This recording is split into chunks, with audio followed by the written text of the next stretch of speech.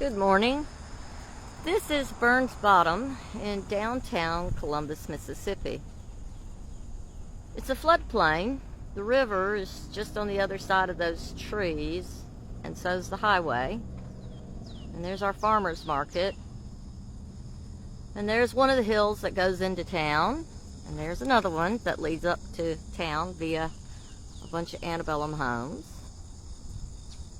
The houses in this community were either up on the hillside and flat to the ground, like this one across the street, which you can kind of see behind these trees. These are a few of the holdouts that are still here in the community. And the rest down here, as you can see, is down an embankment. They were up on stilts because the houses were notorious for flooding. That one's now empty and will be gone next. The city is slowly buying up everything down here so that they can further develop this area into fields as it sits in a floodplain. Now, this was a hopping part of town for the black community.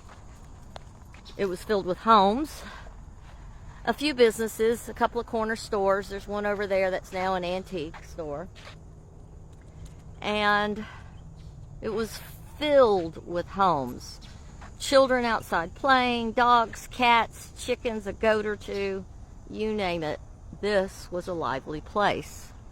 On evenings, especially summer evenings, and on Friday through Saturday. And there's a few churches down here too. But come Monday morning, the women of the community would put on their little white or cream colored uniforms and their sturdy shoes, and they would walk up these hills, either this way to the north side of town or that way to the south side of town, and they would either walk or catch the colored bus, as it was called in its time,